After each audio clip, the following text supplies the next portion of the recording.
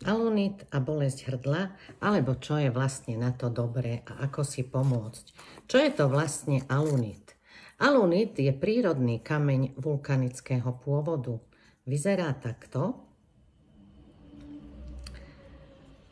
Je antibakteriálny, antiseptický a okrem toho, že sa používa ako antiperspirant, tak má ešte bohaté využitie. To znamená, že môže sa používať na rôzne spôsoby, keďže má bohaté využitie. A teraz budem hovoriť konkrétne o bolesti hrdla a ako si pomôcť pri bolesti hrdla práve týmto kryštálom. Ja to robím tak. Odšrobujem vrchnáčik, napustím tam vodu, asi do takejto časti a 4-5 krát ponorím alunit a kloktám.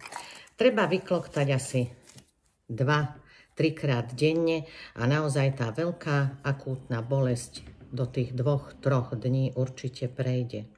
Ak ho máte a používate ho len ako antiperspirant, určite vyskúšajte, určite vám pomôže.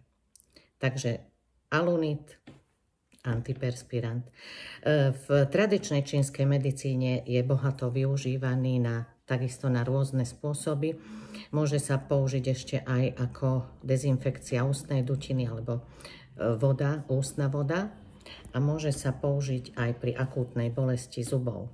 Takže toto toľko, čo sa týka alunitu, bolesti hrdla, zubov a problémy s ústnou dutinou.